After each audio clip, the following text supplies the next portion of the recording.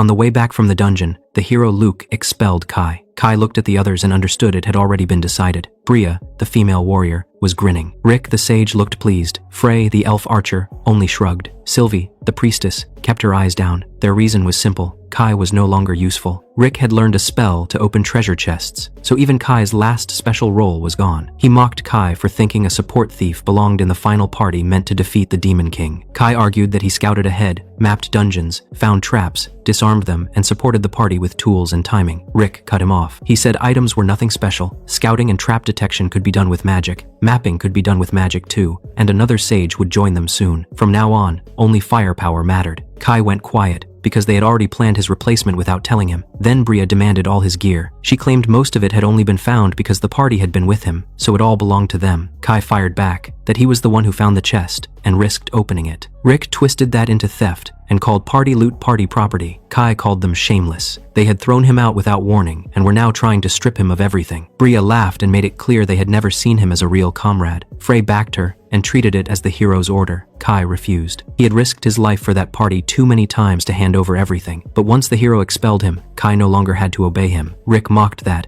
and asked if Kai really thought he could face all of them. At the same time, Bria moved behind him. Kai jumped aside on instinct. An arrow passed close to his nose. The elf archer already had another arrow aimed at him. A numb burning spread from the scratch on his face. Kai dropped to all fours before he understood what had happened. His limbs weakened, then locked and shook at the same time. Paralysis poison. Rick laughed that Kai had always looked like a dog crawling across dungeon floors. Even then, Kai tried to protest. Rick answered by screaming that Kai had never been one of them, then kicked him hard in the stomach. Kai rolled across the ground. Sylvie finally rushed forward and tried to remove the paralysis, but Rick stopped her and blamed Kai for refusing to hand over his gear. Then he told the others to strip him while he could not resist. Bria stripped him of everything. She took the winged boots, gauntlets, all his tools, and even his magic pouch. When they finished, Kai had been left in his underpants and ripped inner shirt. A pendant still hung around his neck. He had owned it since before joining the party. It was the last keepsake from his dead family. When he had fallen, it had slipped behind his back, and the warrior had missed it. Kai felt a brief relief. Then Rick noticed the cord. The warrior hooked the string with Kai's own dagger. When he moved on reflex, she slammed his head into the ground and tore it free. She tossed the pendant to the sage. He used appraisal, sneered that it was worthless junk, threw it down, and crushed it under his foot. The pendant shattered. The small locket attached to it shattered too. Kai could only stare. That had been the last piece of his family left in the world. Bria still was not finished. She joked that he might be hiding something under his last cloth. Kai stopped reacting. That only annoyed her. The sage joined in and told him to apologize for offending the noble hero's party. When he gave them nothing, Bria stamped between his family jewels. Pain tore through him as she ground her heel down and demanded an apology. Bria laughed. Frey called him filthy. Even Luke spoke as if this humiliation was only the result of Kai failing the party. Only Sylvie shouted for them to stop.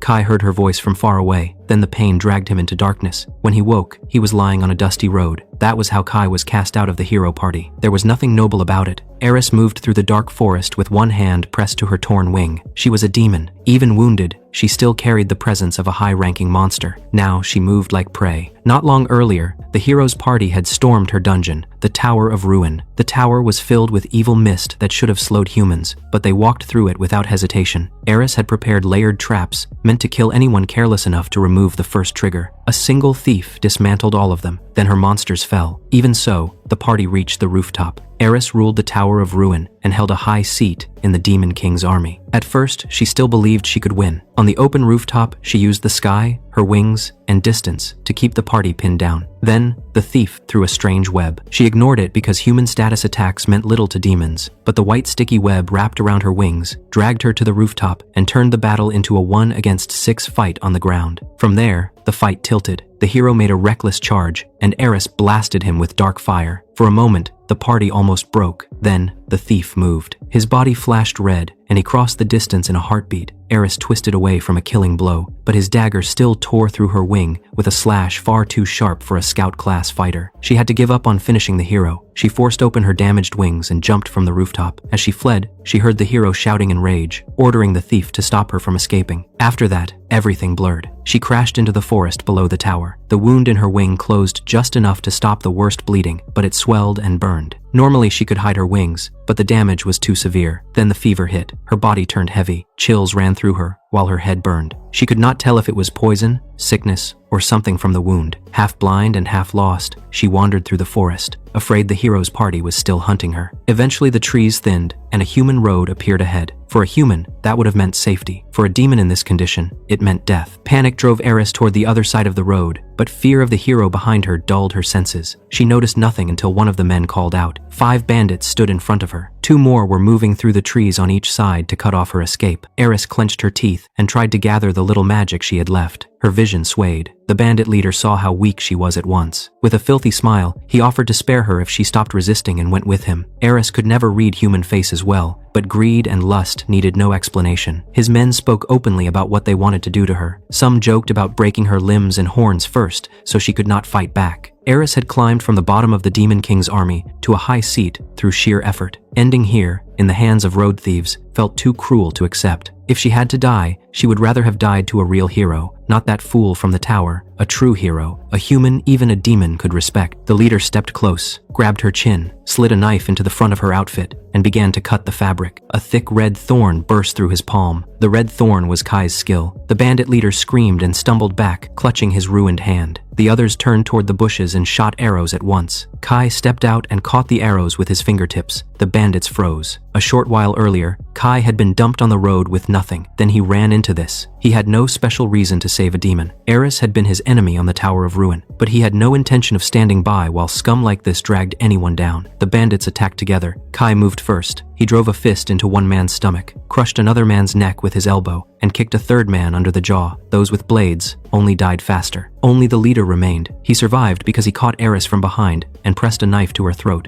Aerys barely reacted. Fever burned across her face. Kai clicked his tongue. A demon who had nearly broken the hero's party had been reduced to a roadside hostage. The leader threatened him with her life. Kai glanced down at his own body first. He had no armor, no money, and almost no clothing. The threat meant nothing to him. Then the bandit tried to hide behind religion and human hatred of demons. Kai saw through it. The man had already admitted he did not care about the war. He only wanted what was in front of him. Kai raised one hand and used his skill again. The red spike pierced the bandit leader through the right eye and drove deep into his head. He collapsed at once. Aerys fell with him. Kai used flash step and caught her before she hit the ground. She was burning hot. For a moment, he looked down at the demon in his arms and wondered what he was doing. Just a little earlier, he had tried to kill her, but his feelings had shifted. This enemy had fought with pride. That alone placed her far above the people who had called themselves his allies. He laid her down carefully and checked the road. Evening cold was moving through the trees. Kai could resist freezing, but he had no interest in spending the night half naked, so he searched the corpses. He took the clothes and a few usable weapons from the corpses, just enough to keep moving. Then he returned to Aerys. Her fever had not eased. Kai touched her forehead. The heat was real. He had wounded her wing on the tower, but he had not used any status effect that should have worked on a demon. Most of his tools should have failed against her kind, aside from special tools like the sticky web. So this fever came from something else, maybe infection or illness from the wound. He only hoped it was not contagious. Kai stood and walked to the one bandit he had kept alive. This one only survived to answer questions. The man was a broken wreck, but hatred still showed in his eyes when Kai dragged him up by the collar. Kai felt no pity. Thieves who robbed and killed others had no right to complain when death found them. Kai hated thieves. The bandit tried to hold out. Kai stabbed a knife through his hand. When that still was not enough, he used Medusa Eye. The bandit froze in place. Then Kai released the effect, and terror shattered the man's last resistance. He confessed everything. Their gang controlled this stretch of land, with 15 men left in a hideout inside an old fort between 2 western mountains. The deeper part had turned into a dungeon, but the outer walls were still usable. At the end, the man offered a secret entrance in exchange for his life. Kai heard the lie immediately. He silenced the man and wiped the blade on the corpse. Then he looked back at the feverish demon woman on the road. For now, there was only one choice. He would take her to the thieves' stronghold first. While Kai carried the wounded demon through the forest, the party that abandoned him was already leaving with the reward for clearing the Tower of Ruin. Rick was in a fine mood. The reward had been large. He wore the same twisted smile openly. Sylvie was the only one who could not share it. After walking in silence for a while, she finally asked the question weighing on her. They had taken payment for killing the demon, but the demon had escaped. Bria dismissed it. Reporting the job as finished kept the town calm, secured the reward, and saved them from wasting time searching for a demon that might already be dead. Even if the demon survived and attacked people later, Bria saw no problem. Dead witnesses would not expose a false report. Sylvie went pale. She was still young, but the Church of Raiden had sent her to the heroes' party because she was one of its best priestesses. She was timid, too careful, and always watched stronger people before speaking. Bria had always found that kind of honesty irritating. She repeated that there had been no real choice. Rick agreed. Frey said a few deaths meant nothing beside the larger goal. Only Sylvie looked sick. She lowered her head and swallowed her protest. The road they walked now was painfully familiar. Kai had been thrown out around this same stretch the day before. Sylvie remembered his face, the other's cruelty, and how she had done nothing. She quietly said that traveling would be harder now that Kai was gone. The others looked at her as if she had said something strange. Luke answered first. Rick could already open treasure chests with magic. A new sage would join them in the next town. More attack power would only make the party stronger, Bria agreed. In her eyes, they had simply cut off dead weight. Luke stood at the center of the party so completely that even older members followed him. He had been named hero at 15, and he had talent with both sword and magic. He also had the face and manners to win people. Kings, ministers, and queens welcomed him. He was already politically engaged to a princess from a great kingdom. Sylvie had once been shaken just by meeting his eyes. Now she saw him differently. She had seen him meeting Frey in secret at night, despite that engagement. Since then, she had started noticing how well he used his calm face and kind tone. Hearing him dismiss Kai so easily made the rest clear. They truly believed throwing Kai away had been the right choice. That realization hit her hard. As rear support, Sylvie had seen Kai's work more clearly than the others. Luke and Bria fought in front. Rick and Frey focused on attack. Kai watched everything behind them. He read the flow of battle, covered mistakes, handled surprises, and stabilized the field with tools, timing, and fast judgment. He did the same on the road. He checked terrain, noticed danger early, and removed problems before anyone else even saw them. Sylvie had assumed the others understood that. Now she realized they never had. That was why they could throw him away so easily. Kai had not just been useful, he had carried the uncertain parts of every battle and every journey. Sylvie had never been the kind of person who acted first, and now the one person who had always handled the unseen danger was gone. Kai reached the thieves' stronghold with the demon woman still in his arms. The place matched the bandits' words. Watchmen stood in the towers, and the fort was better guarded than he had expected. He looked down at her. The fever still had not broken. He had been using cleanse on her whenever he could. Each time it helped for a moment, then the fever returned. That told him enough. Cleanse did not truly heal. It only erased active effects. If it was easing her sickness, then the cause was unnatural. A strong purification spell might have cured her, but he had no way to carry a demon into a church branch and ask for help. That left one other option. If the fort really connected to a dungeon, then what he needed might be inside. Kai hid her inside a hollow tree, covered her well enough to hide her shape,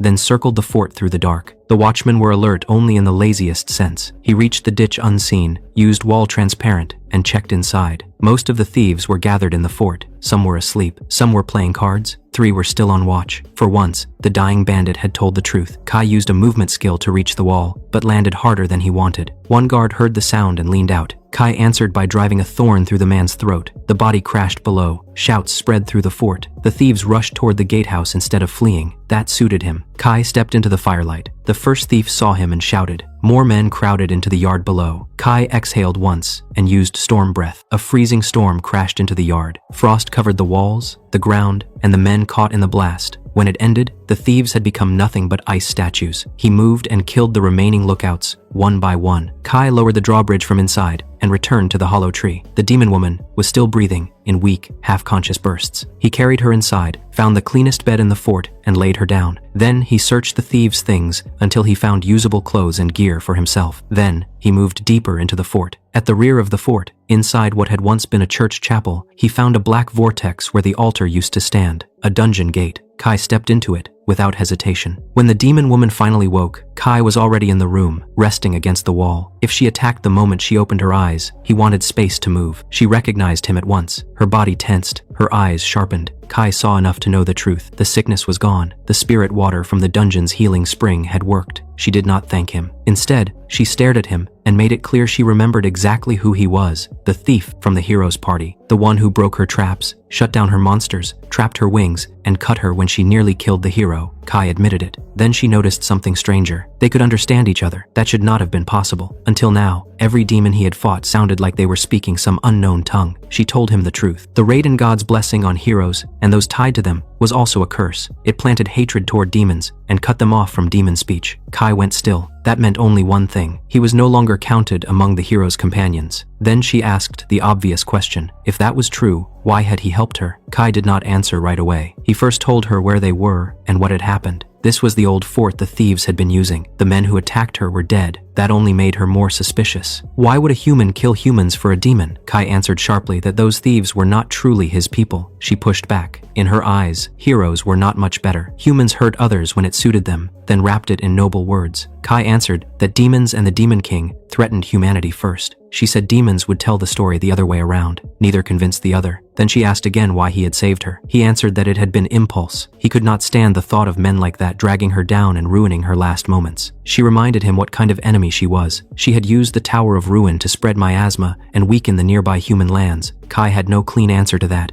Then, she gave him a cruel guess. Maybe he had saved her because he wanted her body for himself instead of letting the thieves have her way. Kai rejected that at once. To his surprise, she looked more puzzled than offended. She said that kind of thinking was common among humans. Then she added that the sage in Kai's old party had looked at her that way during the battle. Kai could believe that. That thought led to Sylvie, then to the pendant, then to the last piece of his family he had lost. His face changed, and Aerys caught it at once. She said there had to be more behind his break with the party. Kai gave her the simple version. They had judged him low in combat value and thrown him away. Aerys did not accept that as the whole truth. From her point of view, he had been the most dangerous person in the battle at the tower. The hero had been flashy. Kai had been the one who actually cornered her. Kai tried to brush that off. He said he was only versatile, not powerful. Aerys still was not satisfied. A normal master thief should not have had the skills he used. The web that trapped her wings. The status effects that hit monsters that should have resisted them. None of it fit. Kai let out a slow breath. Before he explained, he asked her name. She gave her full title in the Demon King's army, then shortened it herself, Aerys. She added that the title might not belong to her much longer. Failing to hold the Tower of Ruin could cost her rank, if her own side did not kill her first. Kai said that sounded harsh. Aerys said the demon army ran on power. After that, Kai explained himself. His status looked decent until it was compared to Luke. As a master thief, his only real edge was dexterity. His level had stopped at 69, and he lacked the raw power needed for long dungeon fights. That was why the others came to see him as baggage. Aerys said that still did not explain what she had seen. Kai admitted she was right. He was not a normal master thief. The star beside his class and skill changed everything. A normal steal took items. His version stole skills. When it worked, the target lost that skill forever, and Kai gained it as his own. That was how he could use abilities from monsters and other classes. Aerys could not hide her shock. Even for her, that sounded absurd. Kai only gave a tired shrug and explained a few of the more important skills. The red thorn came from a desert monster. The web that trapped her wings came from a killer tarantula. The rest were much the same. Cold resistance from one slime. A freezing storm from a frost dragon. He had gathered them over years of fighting. The more Aerys heard, the clearer the truth became. Kai could do almost anything, but never in the clean way a true frontline fighter could. Every trick had limits. He was terrifying when the field suited him, and awkward when it did not. Kai ended the explanation there, sat on the floor, opened his collar, and bared his neck. He told her she could kill him now. Aerys stared at him in disbelief. None of this made sense. Kai admitted he no longer understood his own choice. When Aerys asked whether he did not hate the hero party more, Kai finally told her the truth. Being expelled was not the part he could never forgive. What came after was, as a child, he had come home and found his family slaughtered. The one who did it was the Demon King. After that, Kai lost everything and survived in the streets by stealing. The only thing he had left from his old life was a family photo inside the pendant he always carried. Rick had crushed it. Kai searched for it after waking on the road. He searched again after killing the bandits. It was gone. So was the photo. That was when his hatred changed. Until then, all of it had been aimed at the Demon King. Now it also pointed at Luke and the others. Then he admitted, every time he used Steel Star, it hurt. It felt like his body and mind were being forced to carry things that did not belong there. He had endured it because revenge kept him moving. But even that was starting to crack. He still wanted the Demon King dead. He still wanted the hero party ruined. But beyond that, the whole world had started to disgust him. He had saved Aerys because he no longer had the strength to live for revenge alone. Aerys refused. She would not kill the one who saved her. Then she told him her own story. She was the child of a demon woman and a human man. After her parents were killed, she was locked away and treated as filth. When she finally gained freedom, she entered the Demon King's army because it was the only path left. She survived through study, traps, and planning. Little by little, she climbed upward and built the Tower of Ruin with her own hands. All of that effort had gone into that tower, and the man who helped destroy it was now sitting in front of her, asking for death like a coward. Kai had no answer, so Aerys gave him. If revenge still mattered to him, he should join her. For a moment, Kai thought he had heard wrong. Aerys explained that the moment he was cut off from the hero's party, he also lost the god's bond tied to that side. If he still wanted power, the demon side was now the fastest path left to him. Kai pointed out that Aerys had failed too. Her place in the Demon King's army had to be hanging by a thread. Aerys said that could still be fixed. If she killed the hero party that destroyed her tower and brought back proof, her standing would recover. Kai then said Luke was not his only target. He still meant to reach the Demon King himself. Aerys did not flinch. In Demon Lands, she said even the Demon King ruled only as long as strength allowed it. If someone stronger took the throne, that became the new order. Aerys did not just want to survive, she wanted the Demon King gone. She hated the war, the bloodline pride, and the rotten world built on force and hypocrisy. One day, then he should push back. She would help him get revenge if he joined her. Something inside Kai loosened. He laughed once, looked at Aerys, and agreed. If the world was this filthy, then the two of them would tear through it together. Far away, Sylvie sat alone in her room, with the broken pieces of Kai's locket spread across her desk. She had picked them up from the roadside, and had been trying to restore them in secret ever since. She already knew the worst part. The shell might be repaired, but the photo inside never could. Still, she kept trying, because of guilt. Kai had protected her again and again, without asking for anything. When the time came to return, even a small part of that, she did nothing. She had feared Luke, Rick, Bria, and Frey more than what they were becoming. Yet Kai, who looked the least noble, had been the only one with an honest heart. She apologized to the empty room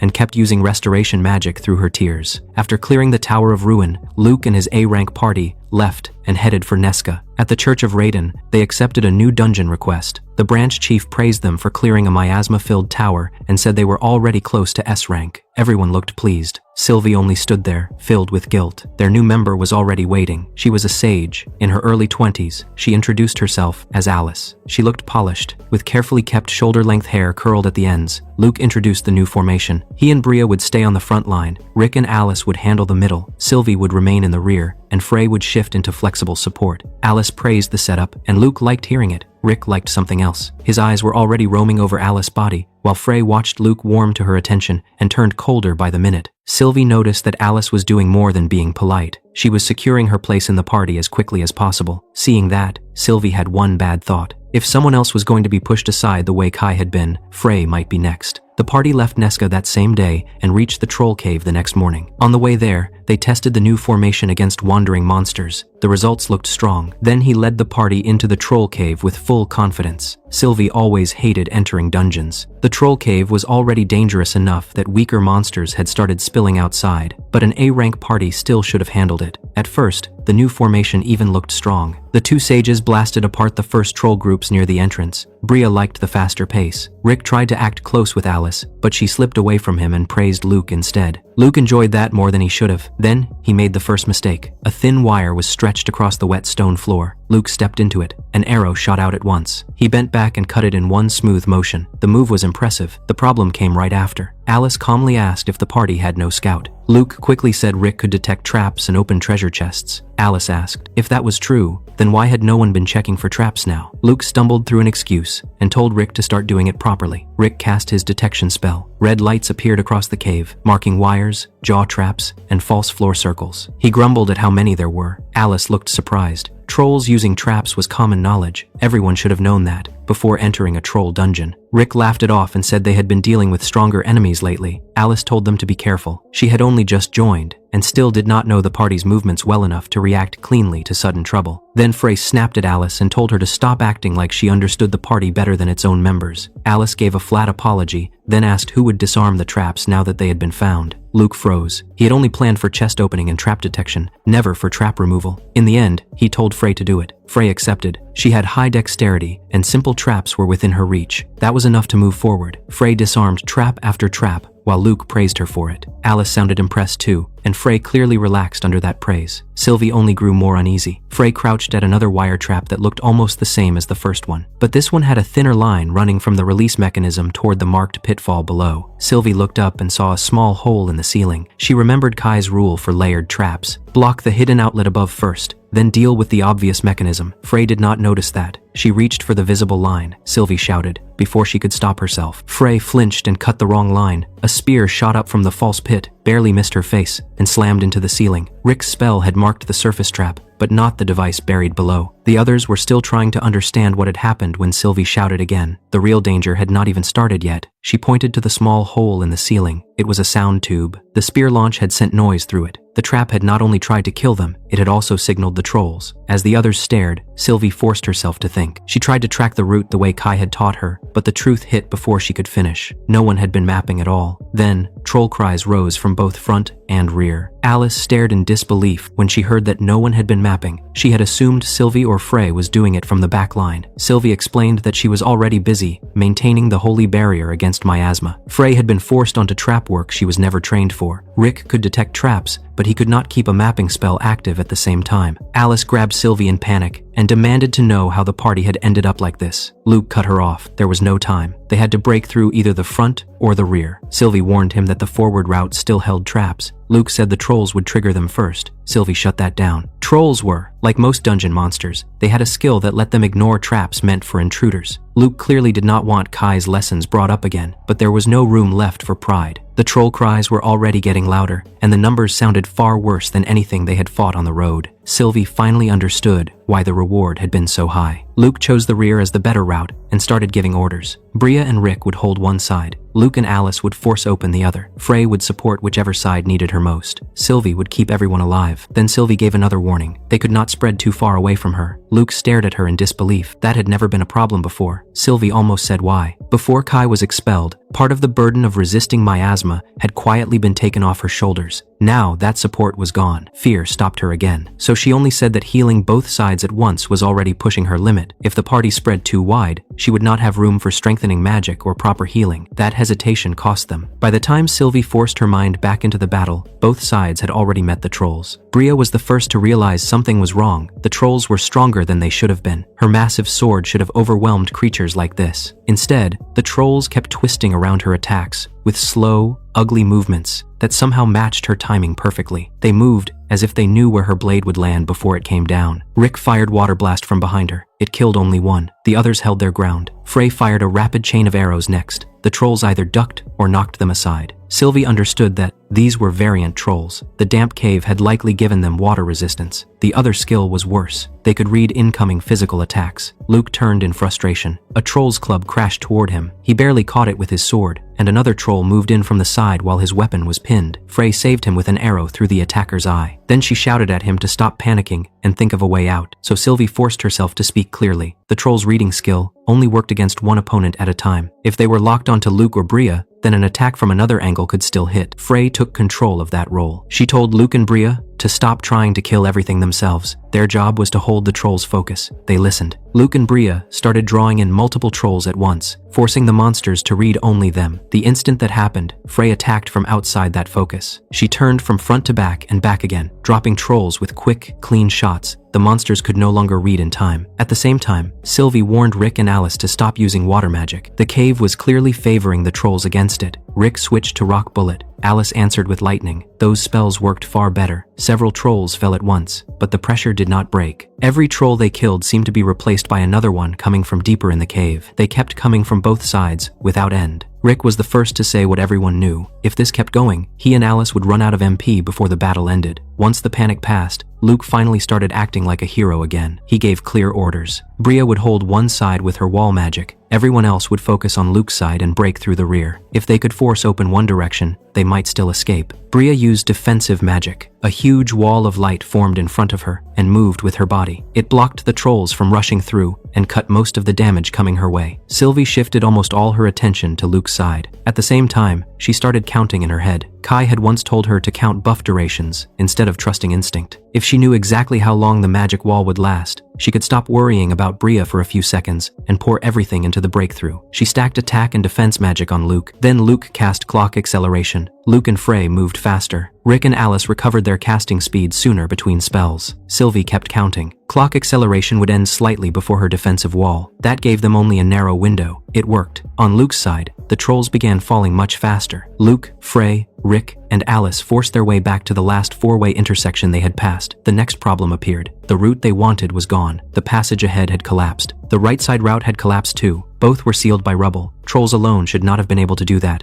That left only the left path, which was the worst option. It was unexplored and completely unchecked. Almost at the same moment, clock acceleration ended. 3 seconds later, the defensive wall ended too. The trolls pressing Bria regained full movement. One club smashed into her left arm before she could fully reset. She jumped back towards Sylvie, and Sylvie answered with first aid and then physical shield. Bria grinned through the pain, got both hands back on her sword, and resumed fighting. By then, she had also started figuring out the troll's reading skill. A few simple feints were enough to break their timing. Luke made the call. There was no way back, and no safe route left. The party had to force the left path and gamble on speed. He used Gale Tornado to blast open the corridor ahead. The green storm tore through the trolls, filling that route, and knocked them aside long enough to open a line. Then he ran. Rick, Frey, and Alice followed at once. All of them tried to place their feet exactly where Luke had stepped, because one wrong step could trigger a trap he had narrowly avoided. Sylvie hesitated only once. She knew how reckless this was. Running full speed through an unscouted dungeon path was nearly certain death, but if she fell behind, no one would keep the party alive, so she ran too. Her legs were slower than the others. Her breathing turned ragged almost at once. She could already hear fresh trolls clashing with Luke's group farther ahead. If she did not catch up, someone could fall before she ever reached them. Then Bria came up behind her. Bria was trying to catch the others too, and Sylvie was in the way. Without warning, Bria shoved her hard between the shoulders. The force sent Sylvie flying forward before she understood what had happened. It was not just a pit trap, it was the trigger for something larger. She crashed through the false surface. The moment she landed, she shouted for the others to run. Cracks shot out from the pit in every direction. They spread beneath all the members. Then the entire area collapsed. Sylvie woke with sand against her face and hands. For a moment, she thought she was still falling. Then the memory came back, and she pushed herself up. She was inside a huge dome-shaped cavern. Fine sand covered the ground and sloped down toward the center like a giant bowl. The collapse had dropped them into an antlion nest. Luke called to her from below. He stood near the center of the basin with a dead hell antlion at his feet. He explained that after the collapse, everyone else had blacked out. He was the only one who stayed conscious, and he killed it before it could finish them off. Then he told Sylvie to help find the others. They dug through the sand and found the rest soon enough. None were dead. Sylvie healed them, and one by one they woke. Once everyone gathered in one corner of the cavern, the mood turned ugly. They checked their weapons and armor first.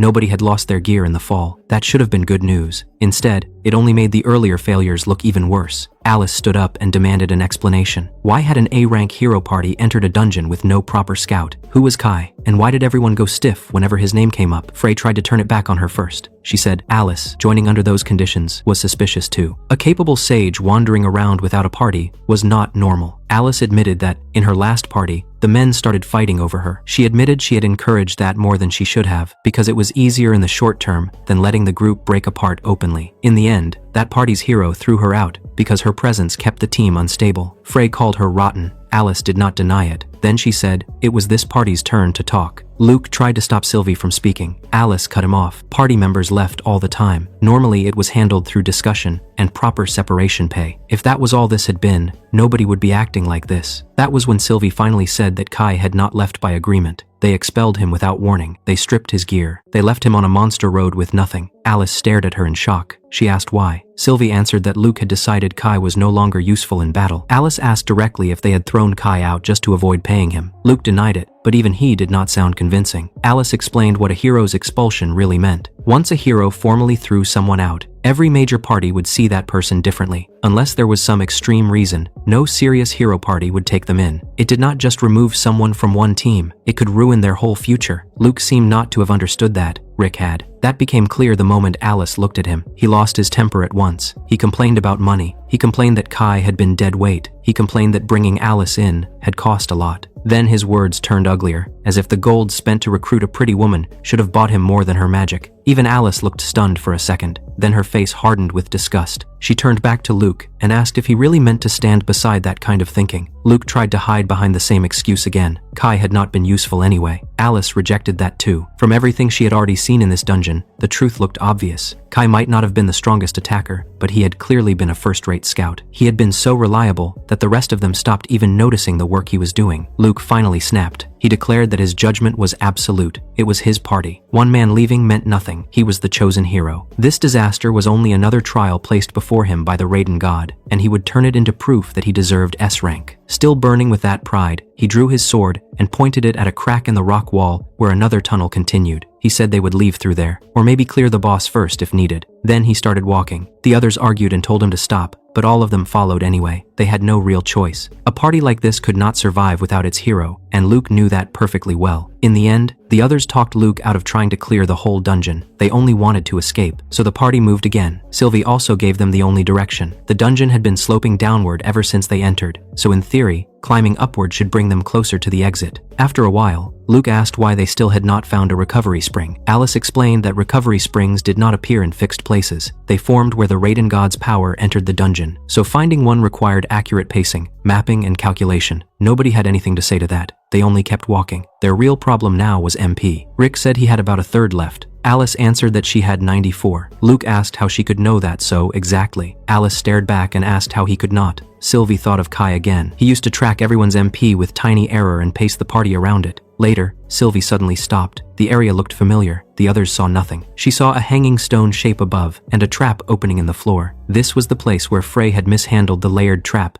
and the troll ambush had begun. Sylvie told them to quietly step back, return to the last four-way split, and take the left path. If her memory was right, that route should move them in a better direction. They followed. They met more trolls along the way. Small groups were manageable. Bigger groups still forced them to spend magic they could not spare. The farther they went, the more strained Rick and Alice became. Rick eventually admitted he was down to about a fifth. Alice said she had dropped below 50. Then they found another four-way intersection. Relief spread through the group. They kept climbing through unfamiliar passages while their magic drained away. Every new route brought more traps, more trolls, and more proof that none of them knew how to handle a dungeon without Kai. Alice no longer bothered charming Rick. She no longer acted warm toward Luke either. Everything polite about her now felt thin. That distraction almost killed Sylvie. Heavy impacts sounded above the ceiling. Luke shouted for her to move toward him, not back. She ran. The ceiling crashed down exactly where she had been standing. When the dust cleared, a giant shape stood on top of the rubble. It was a troll, but far larger than the others. It held a massive two-handed mace, and when it roared, the whole passage shook. A boss troll. Rick warned everyone not to even think about a long fight. Their MP was too low. Bria asked Sylvie how far the exit should be. Sylvie said it should not be much farther now. That decided it. They would run. Bria charged first and took the boss troll for herself. She stayed just outside the full swing of its mace, let it smash walls and floor, then slipped in and cut its arm. The wound was shallow, but it kept the monster's focus on her for a moment, so while Bria held it, the others ran. Rick used trap detection as they moved. There was no time for Frey to disarm everything, so Alice blasted whatever traps blocked the path. It burned through her remaining MP, but there was no choice. Then another large group of trolls blocked the tunnel ahead. Luke and Frey had to handle them mostly on their own. The sages could not afford to waste the last of their power yet. Behind them, Bria shouted that she could not hold much longer. Then more trolls appeared in front. The party forced onward anyway, and finally reached another four-way split. Sylvie knew it. This was the second major split from the way in. She told Luke to turn right. If they took that route, the exit should be after one more stretch and one final junction. Luke drove himself into the middle of the intersection and held back the trolls rushing from the other sides. He forced open the right path through pure skill. Then Alice used Snowstorm. Large chunks of ice smashed bodies apart.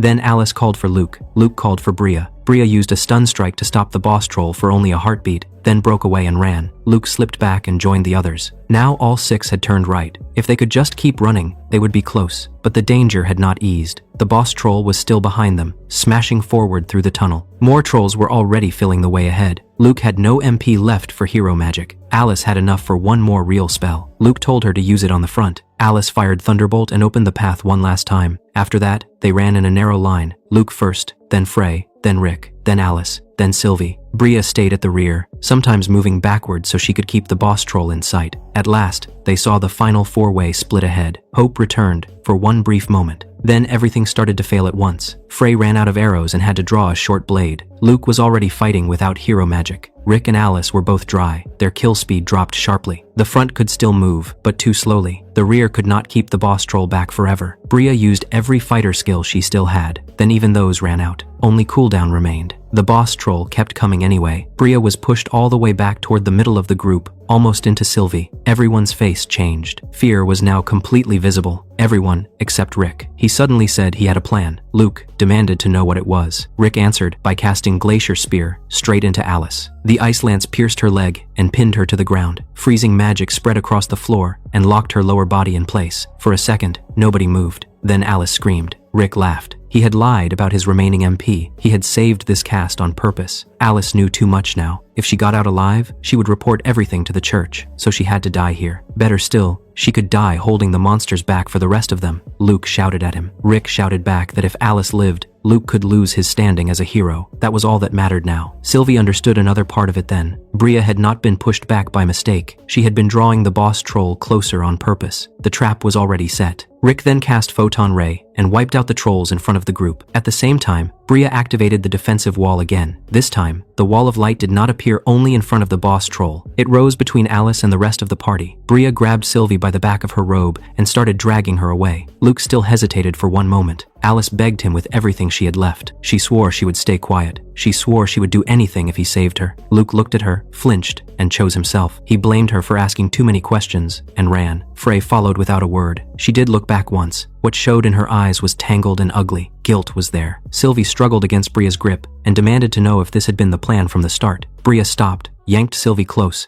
and threw the truth in her face. Sylvie had no right to act innocent now. The moment she stood there and let Kai be stripped and abandoned, she became the same as the rest of them. She was already stained, already guilty, and already part of it. The words hit exactly where Sylvie was weakest. For a moment, she froze. Then something finally changed. She tore herself free and said she would not add one more sin to the pile. She would not abandon someone again. Bria stared at her, then let go. She said if Sylvie wanted to stay, then stay, and Bria left. Rick shouted after her in surprise. Bria ignored him and kept running. He exploded into another filthy rant about women and how they should obey if men paid enough. Nobody answered him. They were too busy fleeing. Luke, Rick, Frey, and Bria used the trolls ahead as cover and ran for the exit. Sylvie stayed behind. Sylvie ran to Alice at once. Alice called her a fool. Sylvie cast Dispel and broke the ice around Alice's legs. Alice thanked her, but her face already showed she knew there was no time left. The boss troll was getting closer. The defensive wall still slowed it, but only for a few more seconds. Sylvie had been counting buff times all day. Now, that habit only made things worse. She knew exactly how little time remained before the wall vanished. She reached for Alice again. Alice shoved her away instead and stepped in front of the boss troll. Then, she used a short-range transport spell. The world jumped. Sylvie found herself thrown outside the ring of trolls. Alice had hidden MP2. With her last act, she bought Sylvie one chance. She shouted at Sylvie to survive and expose them. Then the boss troll swung. Its club hit Alice from the side and smashed her into the wall. She dropped and did not move again. Sylvie broke. She screamed and wasted the chance Alice had handed her. Other trolls turned and rushed toward her as one brought down a flail, while Sylvie sat frozen on the ground with her eyes shut. The strike never landed. When Sylvie opened her eyes, the troll was already dead beside her. A red thorn was buried deep in the back of its head. The other trolls were locked in thick ice. Even the boss troll was frozen from the waist down, still struggling, and in front of all of them stood the one person Sylvie never expected to see again. Kai looked at her with cold, tired eyes. Then he asked if she had been abandoned too. Kai had expected anger when he saw her again. Instead, what came was duller. He still saw her as weak. He still knew her silence had helped destroy him. Then another voice came from behind him. Aerys stepped past the frozen boss troll and joined him. Sylvie went pale the moment she saw her hair, horns, and calm face. She knew her immediately. This was the demon from the Tower of Ruin. Aerys asked Kai why he had saved the girl. Kai said he had not meant to. His body had moved before he chose anything. Most of the frozen trolls would die soon anyway. As for the boss troll, it was more trouble than reward, so he used the random jump skill. The boss troll vanished in a flash and was thrown somewhere else inside the dungeon. Sylvie could barely follow any of it. She trembled and tried to speak. Kai cut through that first. He told her he already understood. She had been unable to stand against Luke and Rick, but she also understood what that weakness had caused. Sylvie lowered her eyes and admitted it. Aerys watched the exchange with open disgust. In her eyes, Sylvie was exactly the kind of person who hid inside weakness and called that innocence. Kai did not defend Sylvie from that. Behind Aerys, a large purple crystal floated in the air, the dungeon core. Kai and Aerys had entered Troll Cave before Luke's party ever arrived. They had already reached the bottom, killed the true boss, and taken the core. The huge troll from before had only been a middle boss, meant to chase intruders into traps and strike through walls with its special skill. The real design of the cave had been worse than that. It was built to drain a party's magic on endless trolls first, then finish them deeper inside. Kai might have admired the design if he and Aerys had not just destroyed it. They never expected Luke's party to arrive at the same time, so he stayed hidden and watched. He heard everything with land sonar. He heard the panic and the blame. He heard Alice being offered up. He heard Sylvie refuse to run. And after hearing all of it, Kai's opinion of Sylvie only hardened. She still looked the same to him, weak when it mattered, honest only after the damage was done. If she had truly wanted to stop what happened, she should have spoken when he was being thrown away. As the healer, her words would have carried weight than anyone else except Luke. She might not have won, but she should have spoken. Instead, she stayed silent until silence became unbearable. Now she looked ready to die, and she said so. If Kai wanted her dead, then he could have already killed her. Aerys called that pathetic. Kai did not disagree. Instead, he stepped closer and gave Sylvie an order. She was to go back and tell Luke one thing. The Tower of Ruin was coming back. Sylvie looked up sharply. Then she asked, why was Kai standing beside a demon? Kai answered that he had chosen Aerys' side. He had done it for revenge. Sylvie asked if that revenge was aimed at them. Kai told her not to think so small. He and Aerys wanted to tear down the whole rotten world that had shaped heroes, demons, priests, and cowards into the same ugly mess. His former party was only part of that. Then he told her to leave before his mood changed. Aerys then asked the obvious question. If Kai wanted revenge on Luke's party, why let Sylvie live? If he released her now, she might leave and never stand near them again. Kai said Alice had given Sylvie one final task before dying. Alice wanted her to live, go back, and expose them. But Kai did not believe Sylvie could do it. Aerys said that was foolish. If a party had broken human law,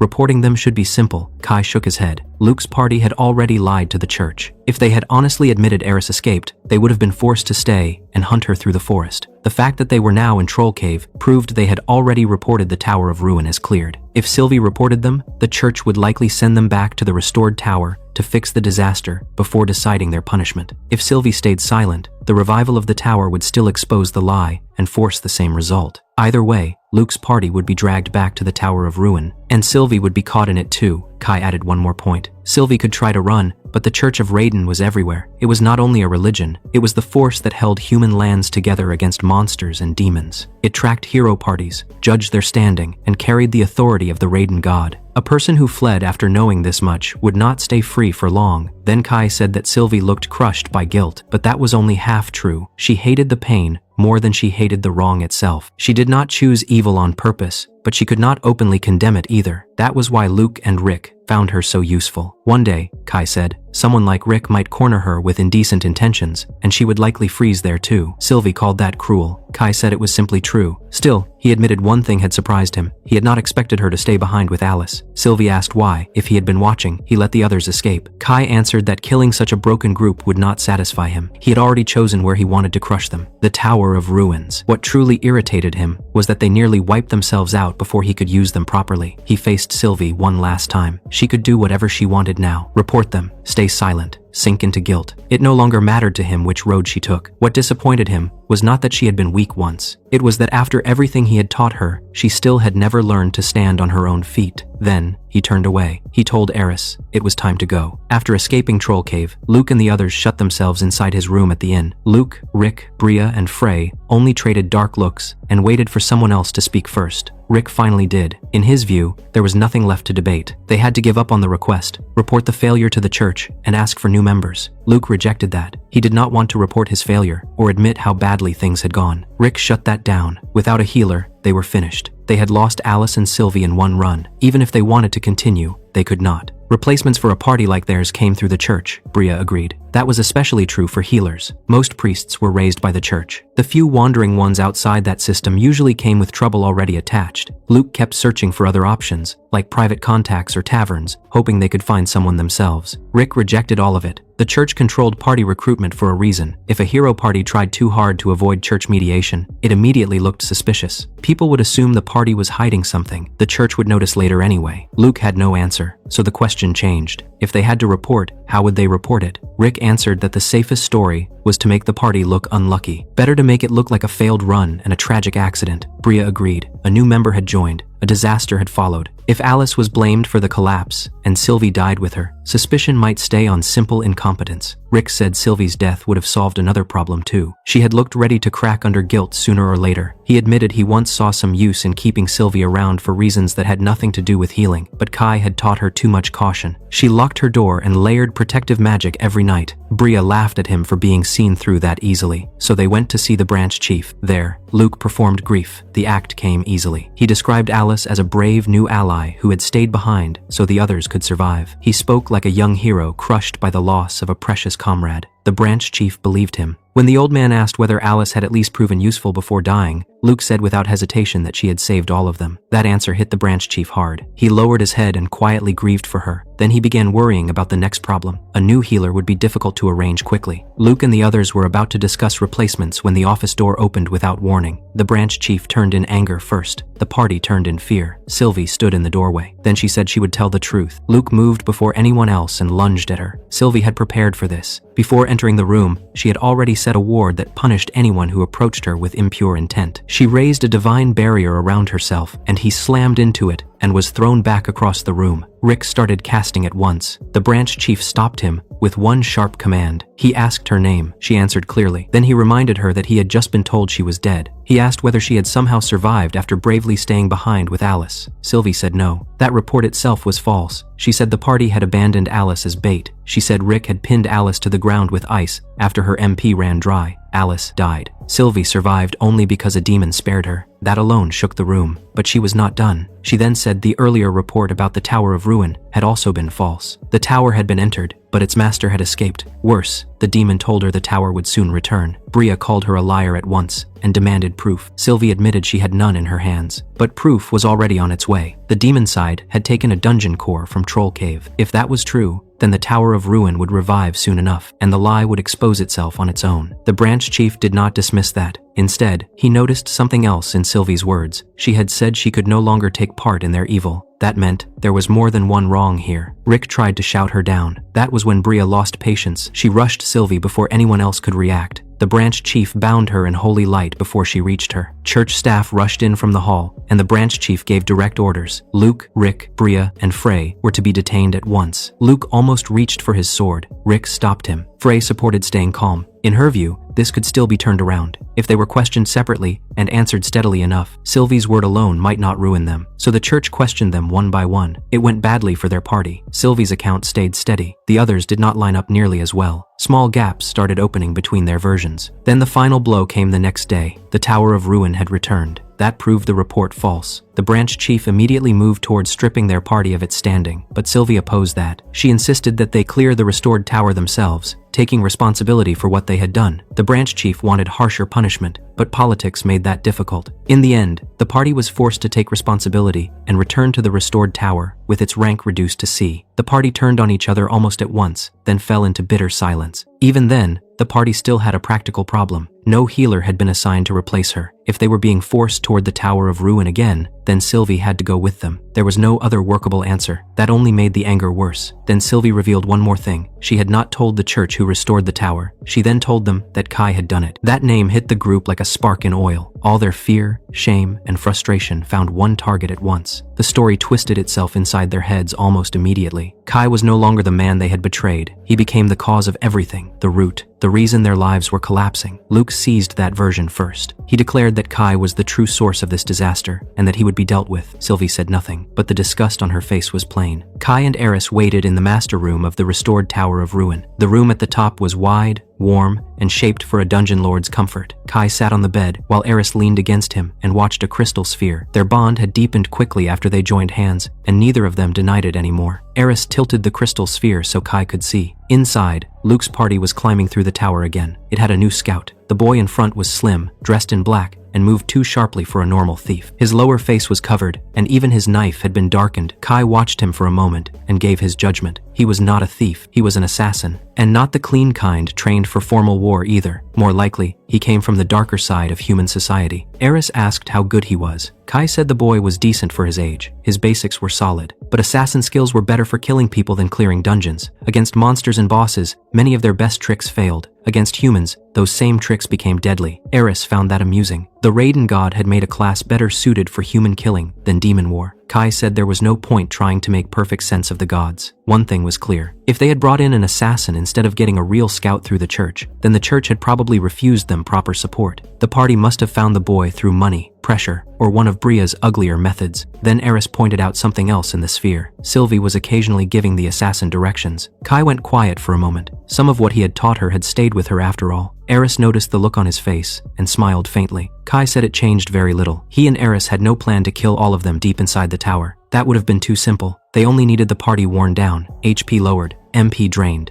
Most of all, They needed Luke to keep believing the tower could still be cleared if it pushed a little farther. After that, they got ready and moved to the rooftop. It sat outside the tower, open to the sky, and reached through a black vortex. That was why she had escaped before. When the battle turned against her, she had been able to leap from the outer roof and flee. Now Kai stood there beside Aerys and waited. Soon the vortex opened. Luke came out first, then Bria, then the new assassin, then Frey, Rick, and Sylvie. All of them emerged armed and ready. Then they saw Kai standing beside Aerys, and shock spread across their faces. Kai greeted them almost lightly. Luke answered with fury. In his eyes, Kai had sunk as low as a human could sink by standing beside a demon. Kai asked what punishment the church had actually given them. Since they were here, full expulsion clearly had not happened. Sylvie must have kept some truths from the church after all, because if she had not, their standing would likely be even worse. Luke tried to twist that into proof that Kai's expulsion had been right all along. Only someone rotten would ever have ended up here. Kai almost laughed. He decided there was no point dragging out the talk. He moved first. Medusa Eye locked Bria in place before the others fully reacted. In the same instant, a thorn punched through her thigh. Kai fired again, but Luke stepped in fast enough to knock the second shot aside. Rick answered with Glacier Spear. Kai caught the ice spell in one hand. It shattered harmlessly in his palm. That brief exchange already showed the shape of the battle. Luke's party had come in angry and prepared. Kai had come in knowing exactly what each of them could do. Luke rushed him next. Kai threw sticky web. Luke cut through it, but the slash still slowed him for a moment. That was enough. Kai used a copied spell. A spiraling green storm burst forward. Luke recognized Tornado too late. He had no choice but to brace and take it head on. Blades of wind tore across his body. The storm hit even harder because he never expected to see his own hero magic in Kai's hands. Behind him, the frozen Bria was clipped by the same attack and came away covered in fresh cuts. Rick stared in disbelief. Kai using stolen monster skills was one thing. Kai using hero magic was another. He shouted for Sylvie to dispel Bria's frozen state. She did. Kai had been waiting for that exact moment. Human spells, even without spoken words, still needed a build-up. Monster skills came instantly. Kai knew Sylvie's rhythm well enough to fire Medusa Eye the second her dispel landed. Bria froze again before she could properly move. Luke attacked once more through the pain. Kai slipped aside with the same reading skill the variant trolls had used in Troll Cave, then hit Luke at close range with air cannon. The blast hurled the hero backward toward the roof's edge. Luke barely saved himself by dragging his sword against the stone. Rick switched to fire. Flame rolled over Kai and did almost nothing. At the same time, another attack struck from above. Aerys had already taken to the air, while Tornado pulled every eye forward. Thunder crashed down across the roof. Rick, Bria, and Sylvie took the hit badly. Frey alone reacted in time. She tracked Aerys, fired a piercing arrow upward, and forced her to shift in midair. Kai punished that opening immediately. A red thorn punched through Frey's arm. Kai watched all of it and felt something unexpected: disappointment. He had spent so long hating this party that his hatred had grown larger than the people inside it. Now that he was facing them from the outside, that weight started collapsing. They were not giants. They were petty, cruel, frightened, and smaller than he remembered. This was no longer a clash between equals. This was punishment. Luke called him a demon's dog. Kai answered that the label no longer mattered. Human side or demon side meant little when both were rotten. Luke's party had never looked capable of reaching the Demon King anyway. That was when Luke changed. A tiny shape of satisfaction crossed them. Kai saw it and turned. Too late. The assassin was already behind him. The boy had waited through the whole exchange, hidden inside the pressure created by everyone else, doing exactly what his class was built to do. He had not tried to save the party. He had waited for a single clean moment. Then he used Assassinate. The black knife drove into Kai's side. The boy muttered to himself as if the fight might finally be over. Kai dropped to one knee. Then the boy coughed up in pain and stared in disbelief. Kai stood back up. He had already prepared Dragonslayer stance. During its short active window, any physical attack that landed was turned aside and thrown back at double force.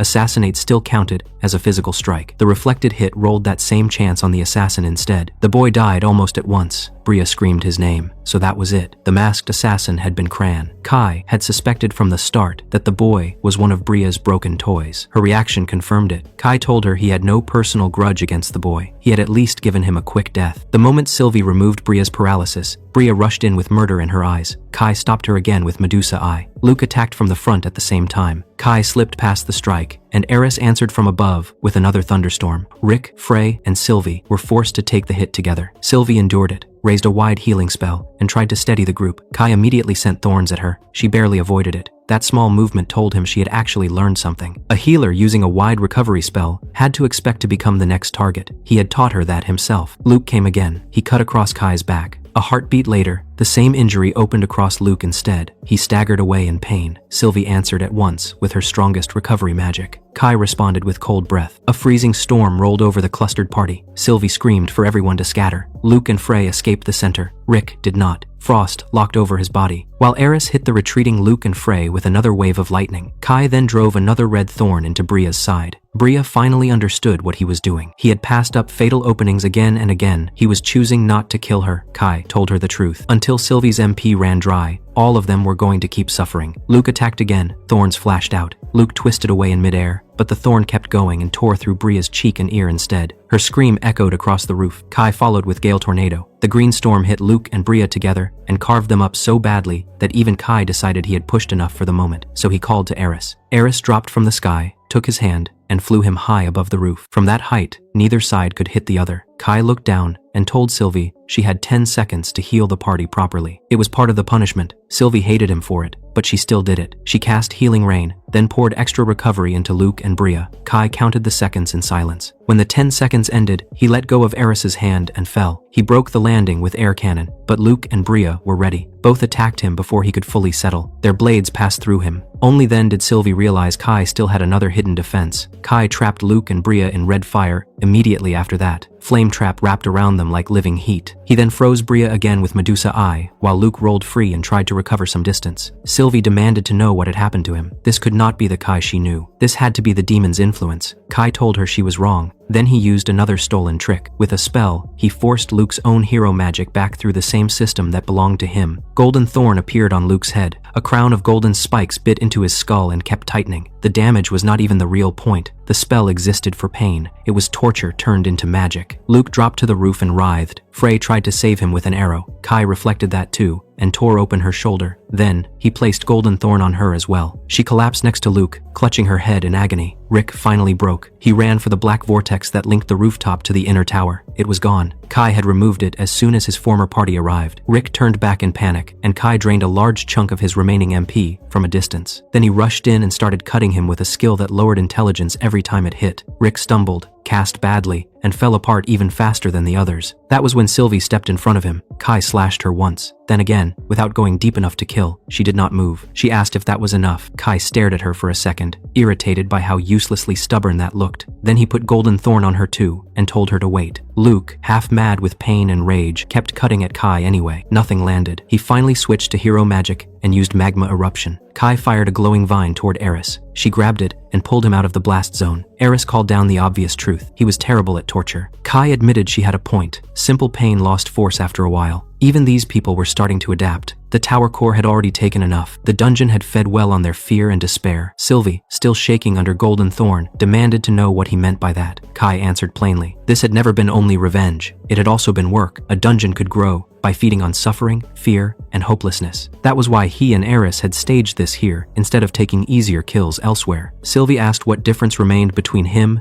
and the people he hated. Kai said there was no clean answer. In this world, people killed what threatened them because there was no room to safely carry every criminal back in chains. Many told themselves that made their killing righteous. Kai no longer cared about the word. Then he chose the first death. Rick. A red thorn entered the mage's eye. The body jerked once and went still. Kai looked down at the corpse and felt almost nothing useful. Satisfaction did not come. Only disgust remained. Then he killed Frey. The next thorn went through her throat. Then Bria. Still frozen in place, she took the next strike through the mouth and into the back of the neck. Luke lost his mind at that point. He swung and swung with no plan left. Kai reflected one more heavy strike with Dragonslayer stance, and the returned force tore Luke's right arm off completely. Aerys laughed from above and said the despair pouring from the hero was richer than anything before. Kai then considered the final order of death. Sylvie first, to deepen Luke's collapse, or Luke first, then let Sylvie break after. He chose Luke. The others were down, but not fully dead yet. Members of a hero party did not pass instantly when their HP hit 0. There was still a grace period before true death, as long as no revival came. Sylvie could have saved them with time, but Aerys had already kept her from using any long resurrection spell. That window was still counting down. Luke sat broken and muttering at the floor. Kai raised a hand to finish it. Then time stopped. Everything froze. Aerys hung in the air in the middle of a wing beat and did not fall. The black clouds above stopped moving. Kai could still think. That was all. For one bad instant, he wondered if he had died. Then the sky changed. The black clouds split, and golden light poured through them in long, radiant lines. Trumpets sounded from nowhere and everywhere at once.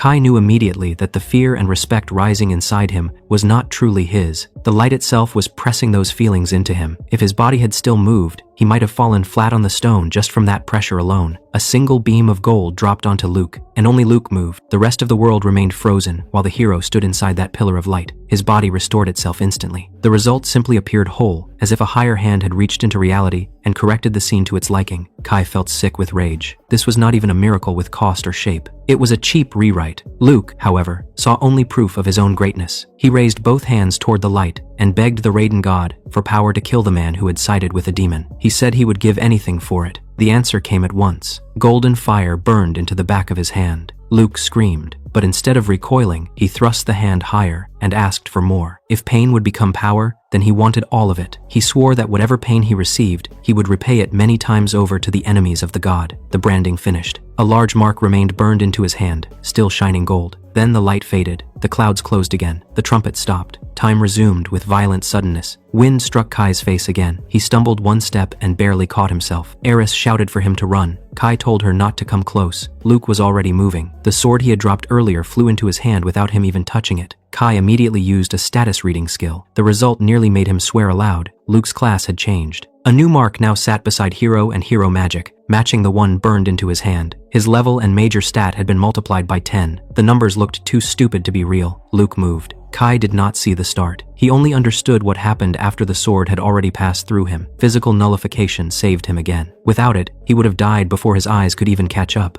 Luke realized that. So, he switched to magic. Aerys dove. Kai's mind entered that narrow state that only appeared when death came too close. He could not outrun what Luke was about to cast. With Luke's intelligence now multiplied, the next spell could wipe out the whole roof and far beyond it. So Kai stopped thinking about escape. He used Draw spell to pull clock acceleration from Luke and cast it on himself. The world slowed even more. Kai launched forward. Luke was still speaking the first half of a new spell. Golden light had already gathered in his palm. Kai dropped his short blade. Instead, he used the one skill at the root of everything, Steel Star. His fingertip barely touched Luke's glowing palm. The gathered light vanished at once. Luke's face changed for the first time since divine intervention. Kai's momentum carried him straight into the hero. He knocked Luke down and landed over him. Luke still managed to swing. He moved too fast for the eye, but Kai had already prepared the Dragon Slayer stance. A strike thrown 10 times, Luke's former strength was reflected back at double force. The roof shook, and Luke died instantly. The reflected blow had erased Luke's upper body so completely. Then the backlash hit.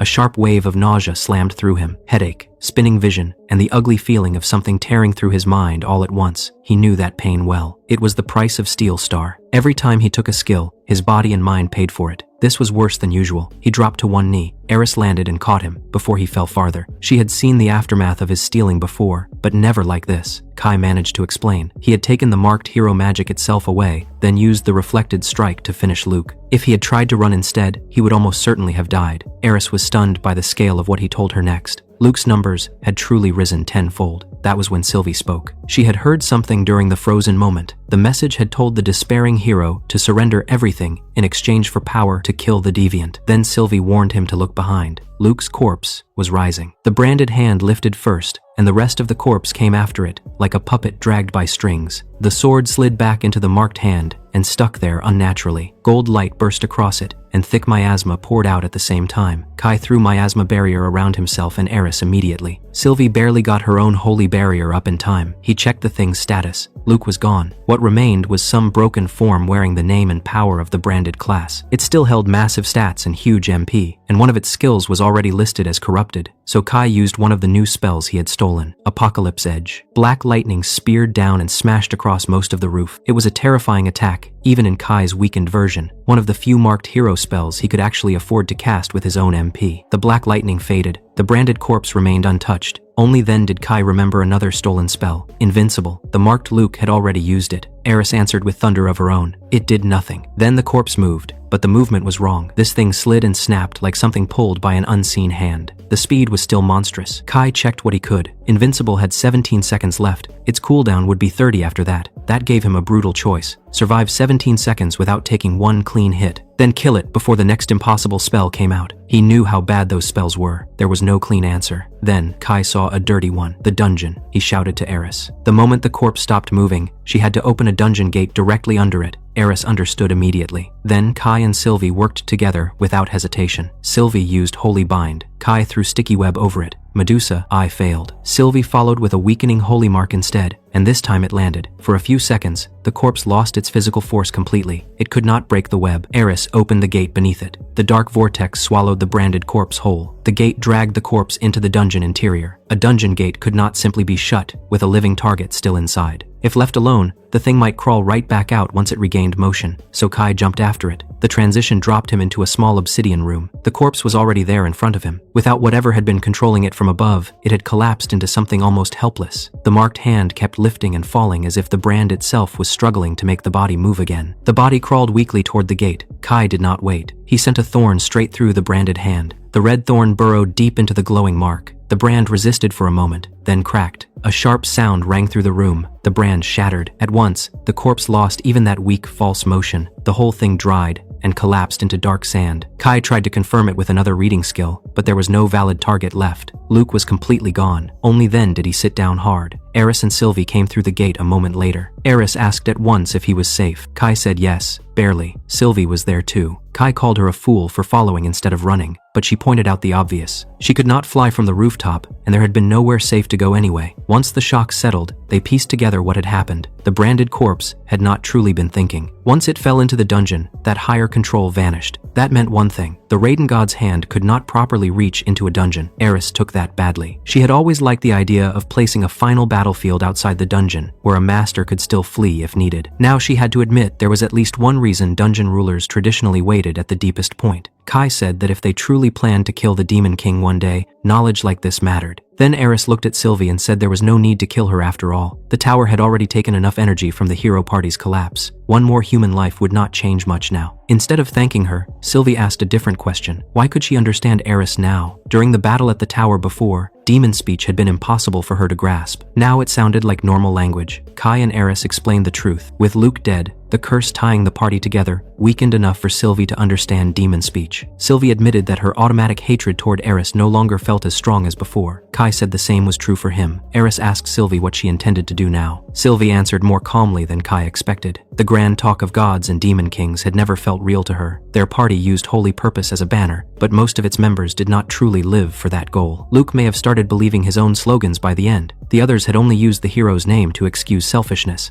Then Sylvie said the reason she had come to the tower. She had come to apologize to Kai. Kai's face hardened at once. He asked whether she thought an apology could erase what had been done, or whether she only wanted to feel lighter by saying the right words. Sylvie did not defend herself. She admitted that at first she had thought in exactly that selfish way, but the longer she faced it, the uglier that thought became. So she changed what she was asking for. Not cheap forgiveness, a chance to atone. Even if that chance ended with Kai killing her. She had hidden certain truths from the church and revealed others in just the right way to force Luke's party back to the restored tower. She had done that because she wanted them dragged to the place where Kai was waiting. Kai could not deny that. Aerys said if Sylvie stayed, she should stay openly. She should be kept close, trained hard, and tied firmly enough to Kai's side that no human or demon could pull her away, use her, or turn her into a weakness. Kai objected at once. Aerys ignored him. If Sylvie remained the timid girl she looked like now, demon territory would make easy prey of her. Kai was still resisting when Sylvie held something out in her palm, the pendant, the repaired one. The ceramic locket was still cracked and slightly warped, but everything had been gathered and preserved. Kai asked Sylvie if she had done that. She admitted it quietly. She had picked up the fragments before the wind carried them away. That broke something in Kai's resistance. Then Sylvie asked why Kai had chosen the demon side if the Demon King had slaughtered his family. Kai answered without hesitation that he had not joined the Demon King. He had joined Aerys. That made sense to Sylvie at once. Kai let out a long breath. He was not going to cast Sylvie aside. Not after the pendant, so he gave her a place. She would help him take revenge on the Demon King. Sylvie accepted. Aerys added that if Sylvie stayed, she would harden her herself. Kai looked at both of them and realized how strange the road ahead had become. After feeding on Luke's despair, the Tower of Ruin grew even stronger. From the top, it already looked as if the whole visible region would soon drown in miasma. Miasma drove people mad, turned them against each other, and if the exposure continued long enough, changed them into monsters. The nearby branches gave up on saving the whole area. Then Alice's report brought new information. The church planned to move the altar core to a safer city. Kai had recovered Alice before it was too late. Cleanse pulled her back from the edge of true death. Alice survived, and after money and pressure, she agreed to work as their spy on the human side. Kai stood on the tower and looked down at the city with Sylvie beside him. Their next target had finally appeared.